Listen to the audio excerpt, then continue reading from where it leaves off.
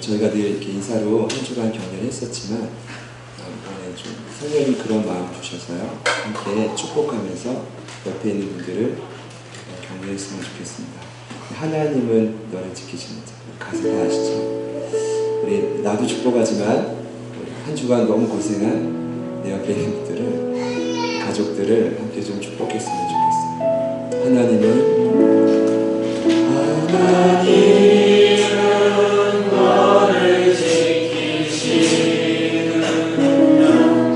너의 우편에 그들 대신이 낮에와 밤의 날도 너를 해치고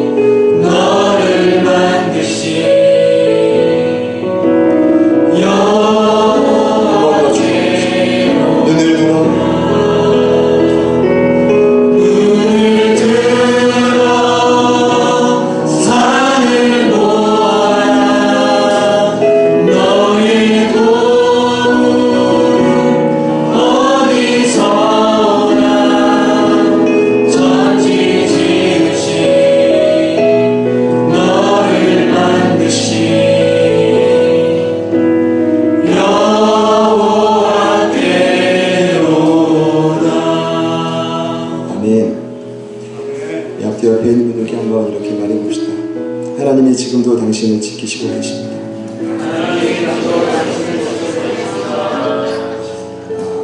한 번 더, 하나님께서 당신을 포기하지 않으십니다.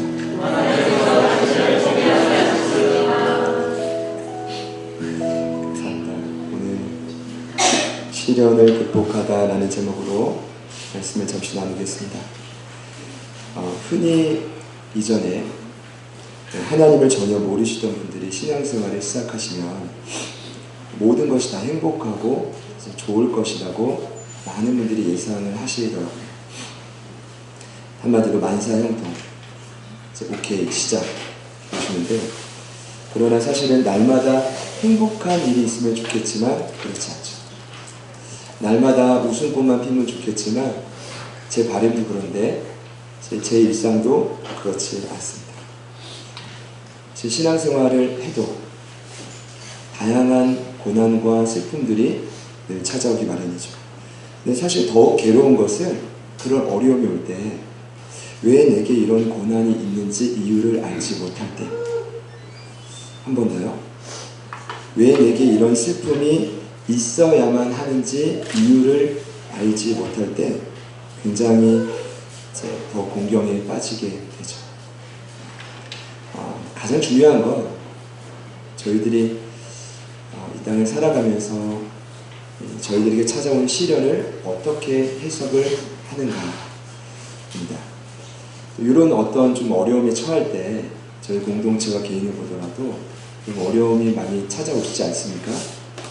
그렇죠? 네, 저만 그런가요? 다 오시죠. 근데 마침 어쩜 이렇게 명확하게 다윗을 매주일 묵상하고 전하게 하셨는지. 하나님께서는 이 다윗을 보면 인간사에 시련을 주는 이유가 명확해요. 다윗이라는 그 사람을 온전히 내 마음껏 쓸 수 있는 도구가 되기 위해서는 무엇이 필요했습니까? 시련이 필요했습니다. 광야에 홀로 있던 그를 수많은 사람들이 함께하는 성으로 자리를 옮기죠. 거기서 이제 그 틈에서 강력한 시련을 받게 했습니다. 이것이 다윗을 강력한 하나님의 사람으로 세워가는 아버지 하나님의 계획인데, 둘 중에 하나일 겁니다. 우리에게 시련이 찾아오는 이유는 하나님 나를 죽이려고 하시나? 두 번째로 하나님 나를 더 견고히 세워가게 하시나? 제가 다윗을 보고 저와 여러분을 보면 명확합니다. 하나님은 저희 아까 고백했듯이 저와 여러분을 사랑하십니다. 포기하지 않으십니다.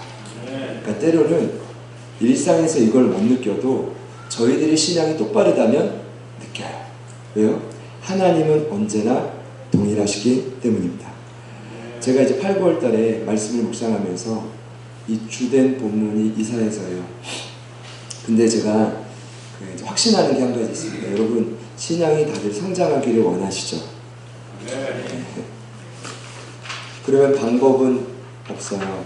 유일한 방법은 날마다 하나님의 말씀을 묵상하셔야 됩니다. 왜냐하면 저와 여러분은 기본 이 세팅된 틀이 양과 같아요.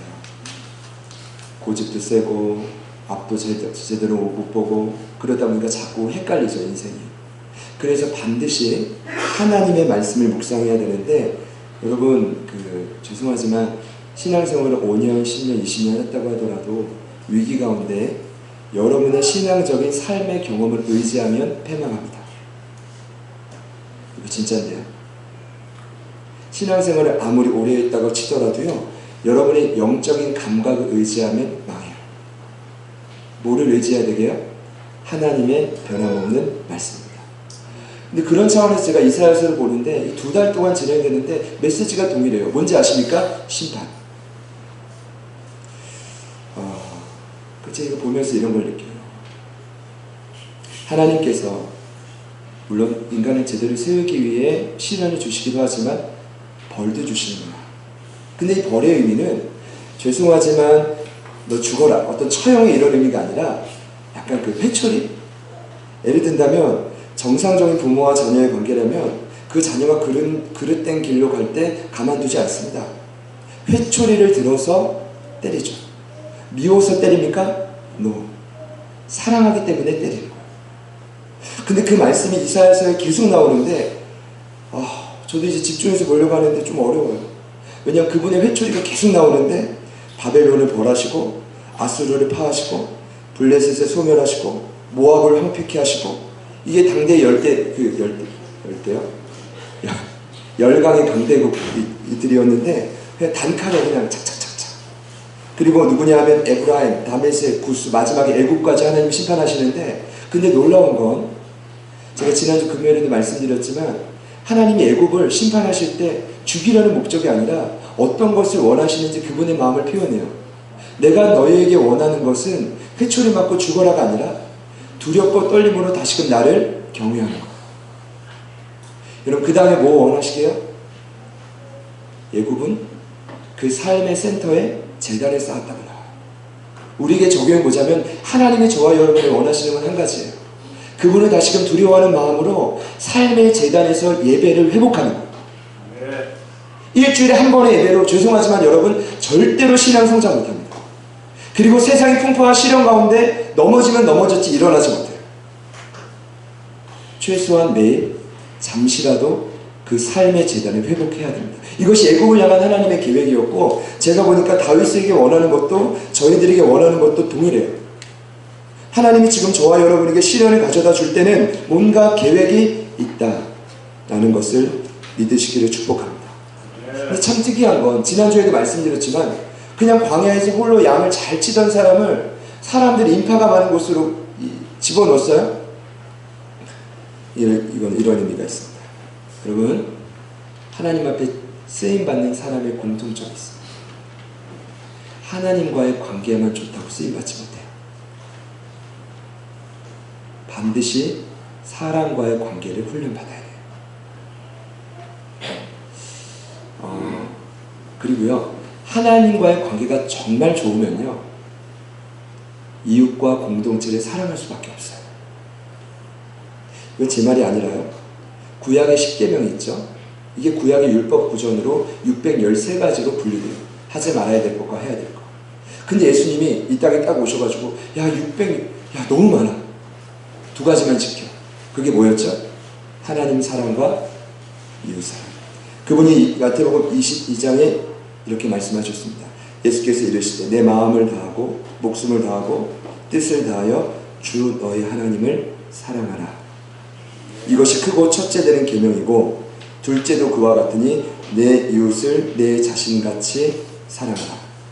이 두 계명이 온 율법과 선지자의 강령의 핵심이니라. 여러분 이거 다윗에게 적용된 거 아닙니까? 광야에 혼자 있을 때 하나님 사랑하는 거 그래 인정해 줄게. 근데 네 신앙이 정말 진짜라고 한다면 어디 궁궐에 와서도 사울 왕이 너를 괴롭힐 때도 정말 그 영혼을 품고 사랑할 수 있느냐? 이것이 그분의 계획이었죠. 따라해볼까요? 하나님 사랑, 이웃 사랑. 한번 더요. 하나님 사랑, 이웃 사랑. 이 훈련이 진행될 때 좀 너무 강력한, 좀 지독한, 제가 지난주 표현에 상사를 만났는데 그분이 바로 사울 왕입니다. 사울이 좀 너무해요. 왜냐하면 꺼주셔도 괜찮은 거. 좀 더우세요? 전 괜찮습니다. 네, 꺼주셔도 감사합니다. 네.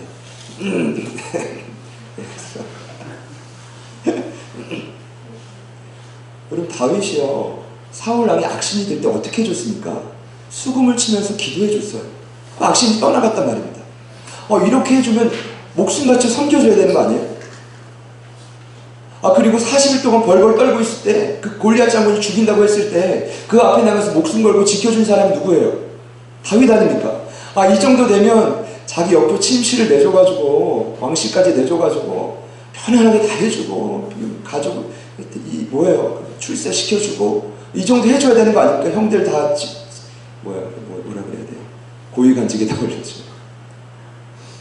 그런데 참 놀라운 건 감사와 기대만 해도 모자랄 판인데 처음에 그랬을지 몰라요. 근데 사울왕이 여인들의 노래를 듣자마자 이런 노래였죠. 사울이 죽인 자 천천, 다윗이 죽인 자 만만. 이 노래를 듣고 그 마음의 감사와 원래 기대가 갑자기 원망과 시기로 바뀌어져요. 여러분 잘 보셔야 돼요. 영혼을 향해 시기와 원망이 생기면 죄송하지만 그때부터 우리의 뼈와 영혼은 그대로 죽는 거예요. 여러분 죄송하지만 어떤 순간에서도 미워하는 사람을 만들지 마십시오.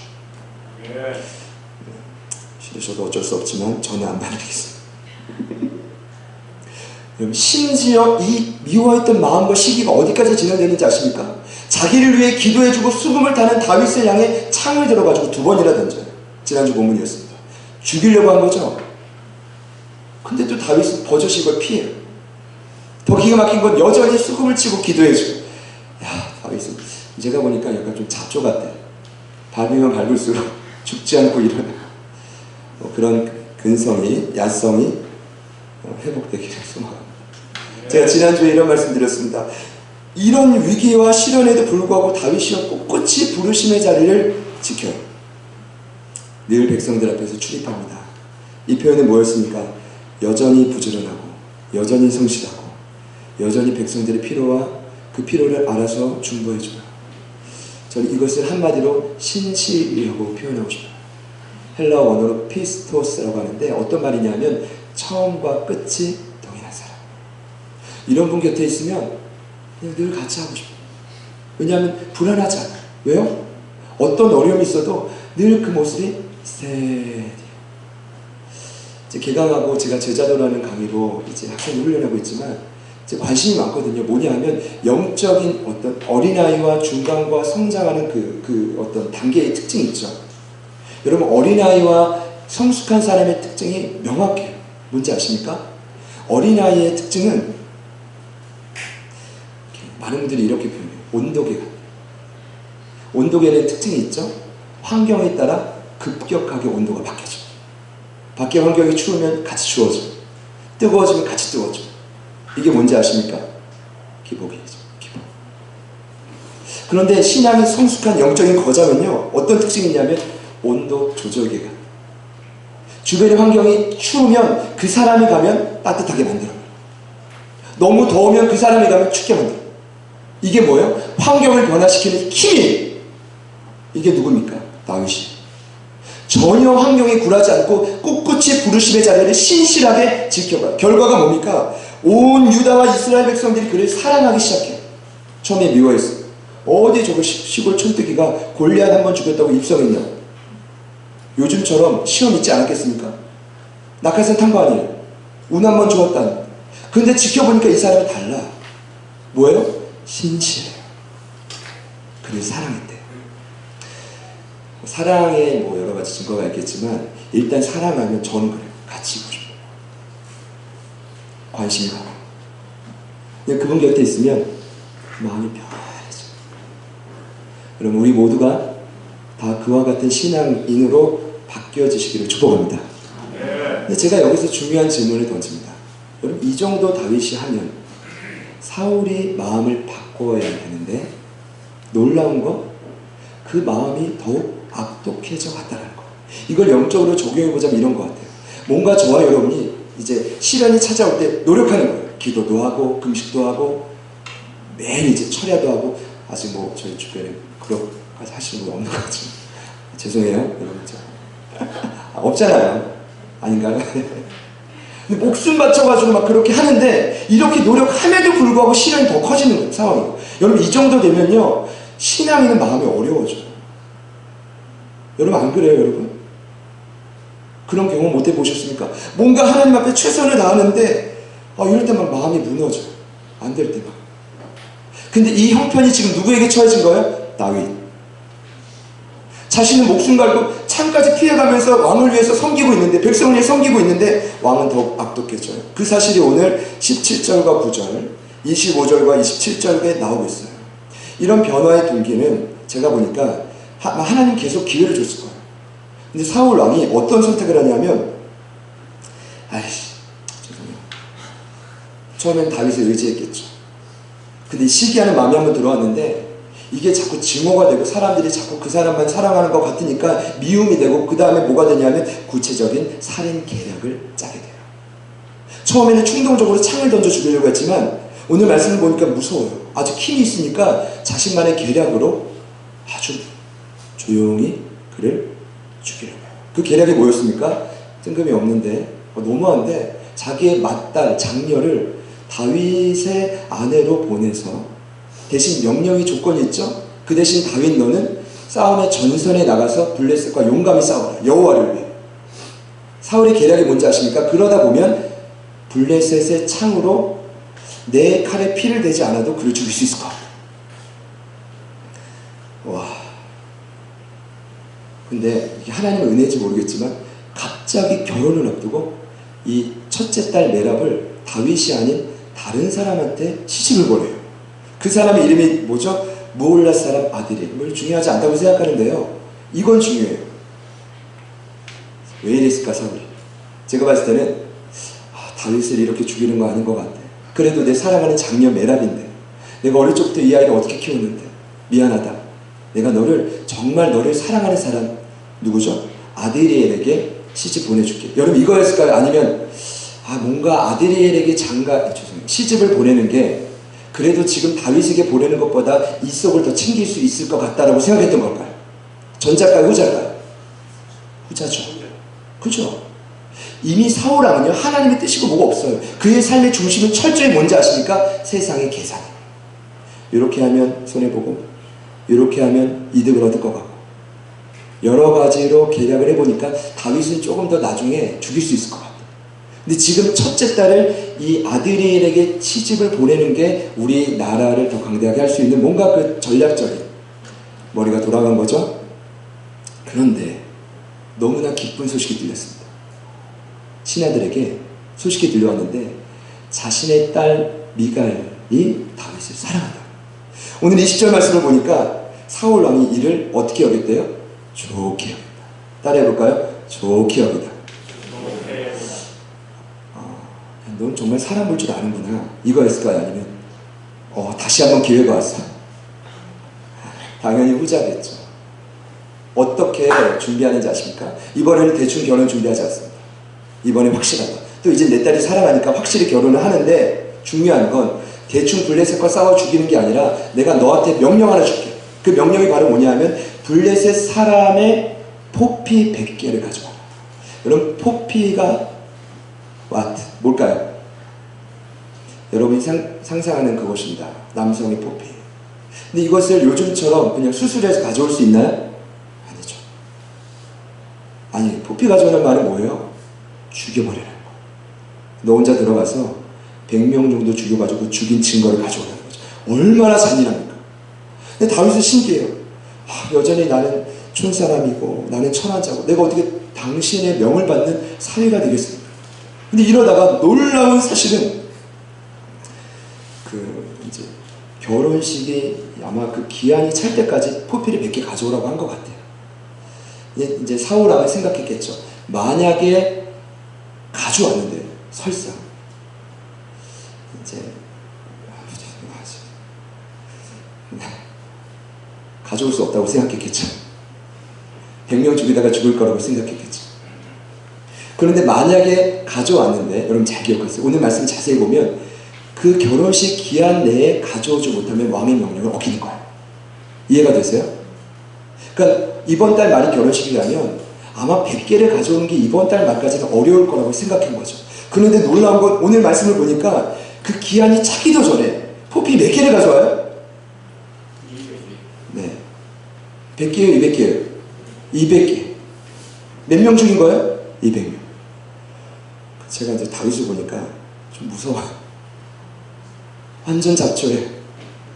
밟으면 밟을수록 무슨 힘이 있는지 일어나는데 100개가 아니라 몇 개요? 200개. 그리고 그것을 사울왕 앞에 떡하니 가져다. 여러분 여기서부터 사울왕에게 제목이 생깁니다. 그 제목이 그 유명한 살인미수.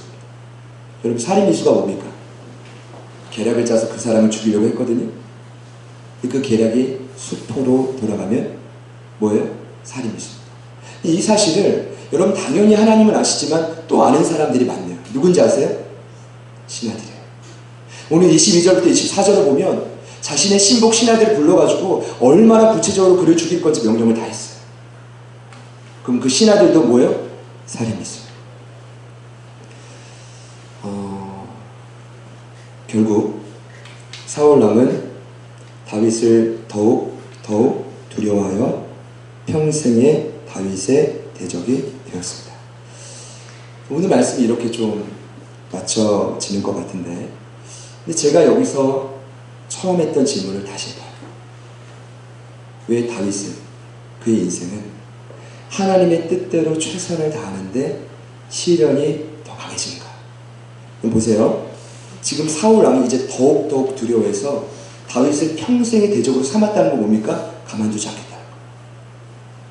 이것은 오늘날 우리의 신앙에 다시금 적용해 보자면 내가 하나님 앞에 마음을 똑바로 하고 뭔가 최선을 다해 주님을 섬기는데 일이 잘 풀리지 않아요. 계속 어려워지고 몸은 허약해져가고 때로는 마음이 불편해져. 여러분 이런 상황 속에 오늘 다윗을 보니 이 모든 시련들을 그냥 넉넉하게 극복해 갔다는 말입니다. 그런데 그 극복해 가는 이유와 힘이 도대체 무엇이었느냐? 이게 저의 질문이었습니다. 오늘 말씀에 답이 나와 있습니다. 우리 28절 말씀 같이 한번 읽어보시겠습니다. 시작.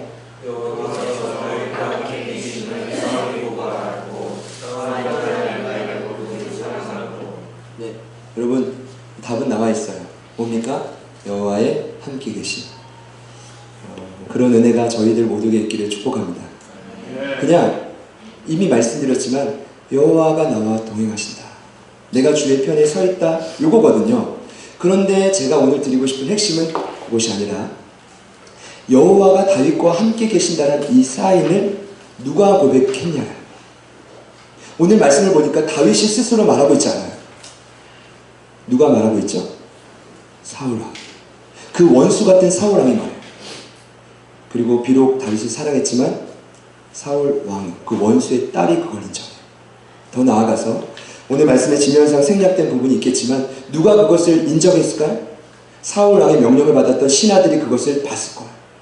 야, 저 사람 도대체 뭐길래 여호와가 함께 계신 것을 우리가 자꾸만 경험하냐 이거예요. 그래서 제가 그 증거를 한번 찾아봤습니다. 도대체 어떤 증거가 있었길래 수많은 원수들이, 적이 한 사람이 아니잖아요. 수많은 궁궐에 있는 사람들이 다윗을 보면서 와, 저 사람은 정말 여호와가 함께 계시는구나, 저 힘으로 시련을 극복하고 있구나라고 말할 수 있었을까? 몇 가지 증거를 찾아봤습니다. 첫 번째는 유다 베들레헴 에브라다 촌뜨기가 출세해서 사울 왕의 사위가 된 거. 쟤는 도대체 뭐길래 어떻게 여호와가 함께 하셔가지고 저렇게 출세할 수 있냐? 여러분 혹시 이런 이유일까요? 제 말씀 이해가 되시죠? 그러니까 이제 사람들이 저 어떻게 촌뜨기가 저렇게 출세할 수 있냐고. 우리 세상 말로 이렇게 출세하면 뭐라 그래요? 와, 하나님 함께 하시는 겁니다 이러잖아요.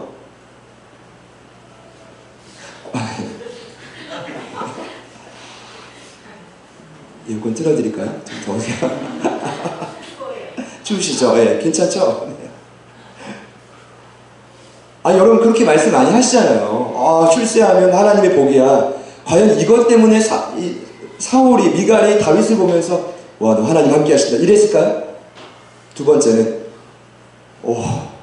어떻게 기한전에 포피 200개를 가져오지? 힘이 어떻게 이렇게 세지? 대단한 장수인데? 너는 역시 하나님 함께 하셔. 물론 이럴 수도 있겠죠. 과연 그것 때문이었을까요? 제가요 정말 한 주간 곰곰이 생각해 봤어요. 제가 굉장히 지금 심도 있게 고민하는 어떤 영적인 문제이기도 하기 때문에 고민해 봤는데 그게 아니에요. 사람은 눈에 보이는 어떤 사건 때문에 그 사람을 인정하지 않더라고요. 그거 아세요? 어디 뭐 취업이 되고 출세가 되고 몸이 확신이 났고 그것 때문에 사람들이 그를 진정한 여호와가 함께 하시는 시련을 극복하는 자야라고 말하지 않아요. 곰곰이 생각해 보니까 이유를 알려주셨는데 그 이유는 바로 뭐냐면 이 사울 왕이 이 정도 하고 신하들이 이렇게 괴롭히면 다윗이 여기서 인생을 끝장내야 돼요. 도망을 가든가, 지난주에 말씀드렸죠? 아니면 한판 대충 싸우고 그냥 목숨을 잃든가, 아니면 조용히 사라지든가. 그런데 다윗을 보면 이 끝없는 시련 속에서 뭐예요? 묵묵해요. 그럼에도 불구하고 그의 자리를 지켜요. 그럼에도 불구하고 그의 사명을 지켜요. 지금 내 삶이 당장 어떤 재정적인 어려움이 있거나 어렵거나 편하거나 여유가 있거나 그냥 늘 그 자리를 지켜요. 관계의 문제가 있거나 어렵거나 때로는 자녀의 문제가 있거나 어렵거나 언제나 그 자리를 뭐예요? 지켜요. 그러니까 사람들이 다윗을 보면서 뭘 느끼냐면 예측이 불가능해. 저를 따라해 보시죠. 예측 불가. 좀 그런 사람 있죠, 여러분? 신앙의 정도로 걷잖아요. 예측이 불가능해. 왠지 아세요? 세상의 관점과 기준으로 그 사람 판단하지 못해요. 이것을 예수님이 니고데모에게도 가르쳐 주셨는데 어느 날 밤에 완벽한 사람인 니고데모, 백성의 승자인 그가 예수님을 찾아가는데 예수님이 니고데모에게 물과 성령으로 거듭난 하나님의 자녀의 특성을 가르쳐줘요. 근데 이렇게 말씀하십니다. 뭐라고 하시냐면 바람이 임의로 불매 내가 그 소리는 들어도 어디서 와서 어디로 가는지 알지 못한다. 한마디로 뭐예요? 구원받은 참된 신앙을 성숙하는 참된 그리스도인들의 특징이 있어요. 그게 뭐예요? 바람과 같아요. 그 바람의 소리를 들어도 이쪽으로 왔다가 일로 갈지 우리가 알아요? 몰라요? 몰라요. 이게 뭡니까? 예측 불가요. 오뚜기 같은 삶. 이 정도 되면 인생을 포기해야 되는데 좀 비전을 내려놔야 되는데 끝까지 하나님을 의지하고 그 자리를 지켜가요. 여러분 이것이 바로 뭐예요? 수많은 백성들이 다윗을 보고 느낀 거예요. 정말 신실하다. 정말 변함이 없다. 정말 언제나 그 자리를 지킨다. 오늘 제목 뭐예요? 언제나 시련을 극복한다. 제가 한 주간 이제 계속 기도하는데 여전히 저희 사랑하는 제자들 교회 가족분들의 삶 속에는 나름의 많은 시련과 아픔들이 있다는 것을 알려주셨어요. 좀 바람이 있었어요. 이 아픔과 시련과 어려움이 있을 때 하나님 앞에 나와서 그냥 답장 엎드리면 지금이 혹인데, 정말 응답해 주실 시기인데, 저에게도 이런 좀 한계가 있었어요. 크게 두 가지로. 아이고, 들으시면 목사님 진짜 이러실 수 있는데 진짜입니다. 첫 번째는 저희 교회는 유독히 아프신 분들이 많잖아요. 우리 민찬이도 믿음으로 받아들였지만, 우리 민찬이, 우리 이재근 집사님, 또 조카 되신 우리 찬종 형제, 그리고 우리 유홍경 전사. 그러니까 저에게 계속 주시는 마음은 반드시 주님 회복시켜 주실 건데, 무엇을 위해 회복시켜 주시느냐? 사명을 감당할 온전한 사명자를 회복시켜 주신다. 근데 그게 사실은 말이 쉽죠. 막상 당사자분들은 얼마나 힘들겠어요. 표현할 수 없는 아픔과 고통이 당사자뿐만 아니라 가족들에게도 흘러가는 겁니다. 여러분, 이 고통이 있는 거예요. 이것이 저에게도 사실은 풀리지 않는 시련과 과제였어요. 한 가지가 더 있었어요. 그것은 바로 장소에 대한 부분이었어요. 제가 좀 이렇게 강력하게 좀 사인을 받았던 것은 언제였냐면, 지난 여름에 수련회를 갔다 왔는데, 이 지역의 아이들이 9명이나 갔다 왔어요. 뭐 주말 예배도 말씀을 해주셨지만 아이들이 주말에 또 바쁘잖아요. 행사들도 많고. 그런데 제 마음속에 주일 예배할 수 있는 청소년 부실이 꼭 있으면 좋겠다. 지금으로서는 어렵지만. 그래서 제가 이제 매번 3가지 교육을 모 커피숍에서 하는데, 저희 청년들 리더들이 그 회원들과 함께 그 커피숍을 가요. 근데 아마 반드시 부담이 있을 겁니다. 저도 부담이 있거든요. 회원들은 괜찮을 건데 일단 리더들은 부담이 있을 거예요. 그래도 커피 한 잔이라도 더 사야 될 텐데 라는 마음. 맞죠? 제 생각이 맞죠? 아니에요? 그 지난주에 3가지 교육을 마치고 이 그룹 리더들과 제가 사진을 찍었어요. 그걸 보면서 좀 기도하려고. 여러분, 커피숍에 소그룹은 한계가 있거든요. 마음껏 기도할 수 없어요. 예언할 수도 없어요. 마음껏 찬양할 수도 없어요. 눈치 보고 때로는 흘러나오는 가요를 듣다가 같이 흥얼거려요.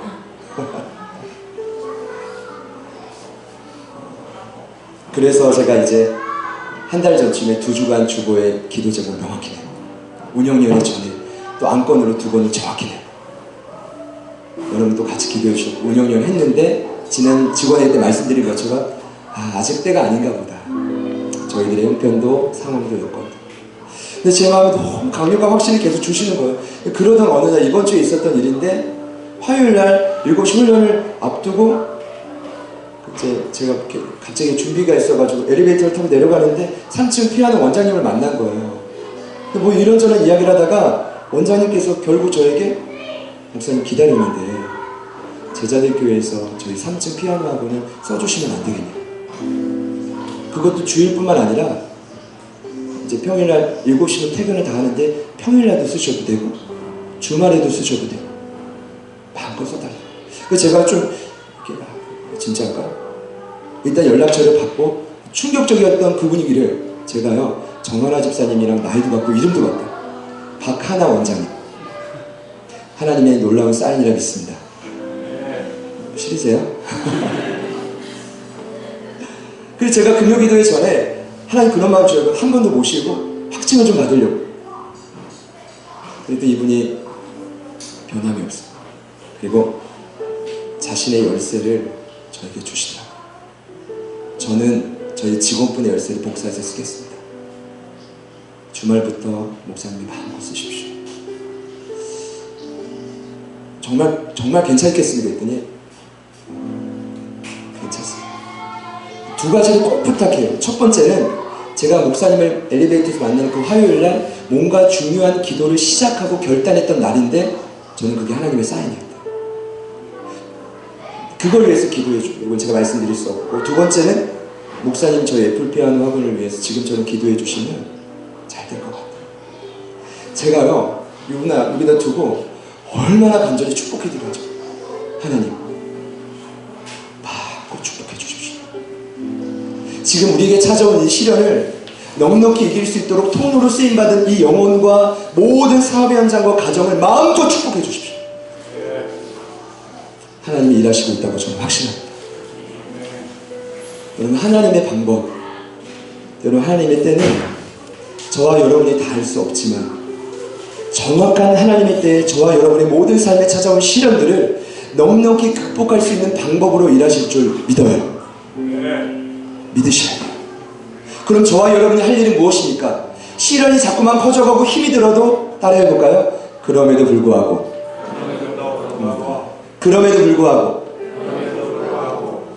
하나님을 바라보겠습니다. 그 은혜가 저와 여러분 모두에게 있어지기를 축복합니다. 씨름 하나 더 있습니다. 그러나 계속 기도합니다. 우리 아픈 분들과 우리 앞으로 교회가 나아가야 될 그 비전을 위해서 반드시 하나님께서 일하고 계시다고 확신합니다. 이 비전에 함께 동참하시고 일하시는 모든 분들께 모든 찾아온 시련을 오뚜기처럼 이겨내는 힘이 부어질 거를 저는 믿어요. 그 마음으로 가사를 생각하며 한번 우리 같이 찬양하고 기도합니다.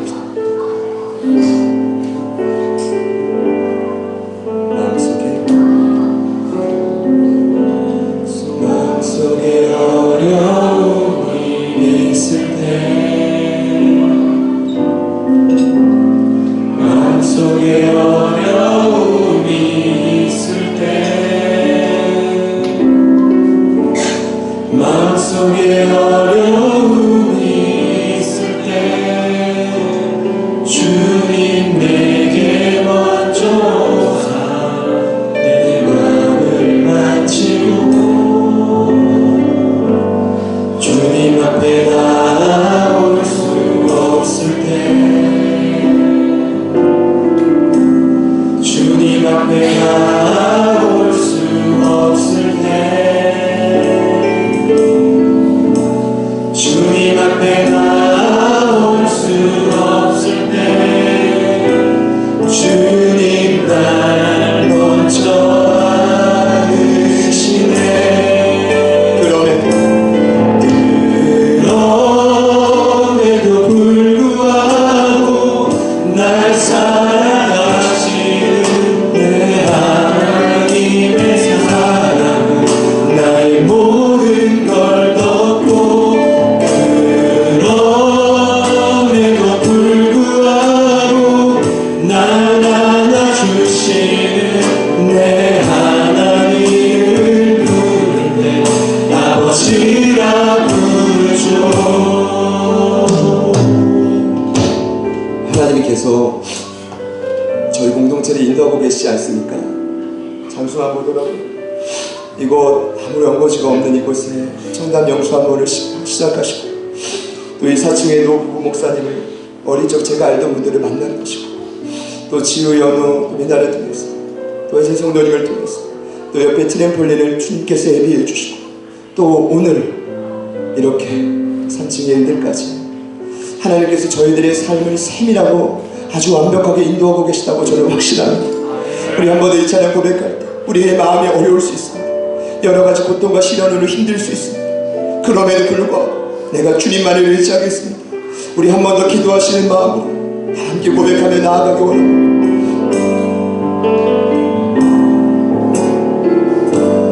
마음속에 어려움이 있을 때,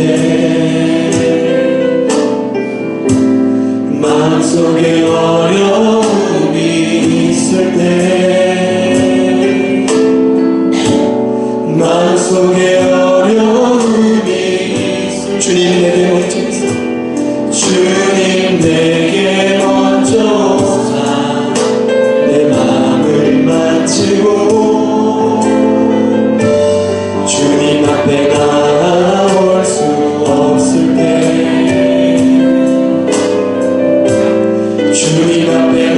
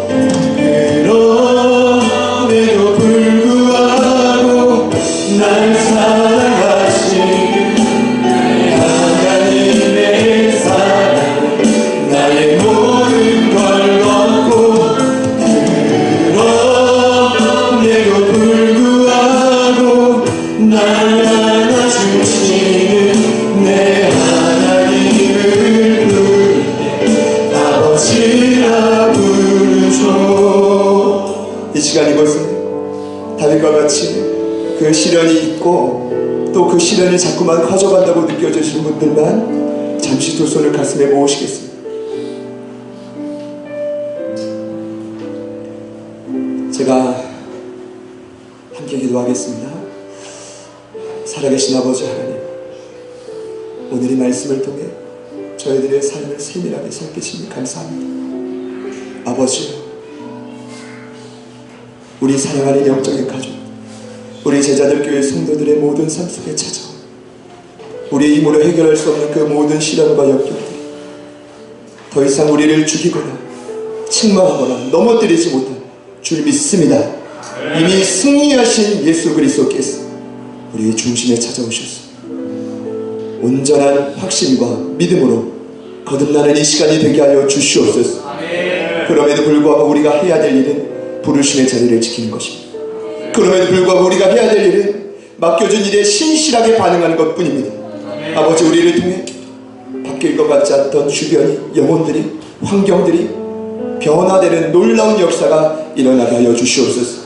더 이상 환경에 이리저리 휩쓸리고 넘어졌던 우리의 연약한 마음들, 어린아이 같은 심령들을 나사렛 예수 이름의 능력으로 묶임받고 사라지게 하여 주시고 온전히 승리한 담대한 마음으로 주님을 향한 굳건한 심지어 오늘 하루와 이번 한 주도 저희들의 심령 가운데 넘쳐나게 하여 주옵소서.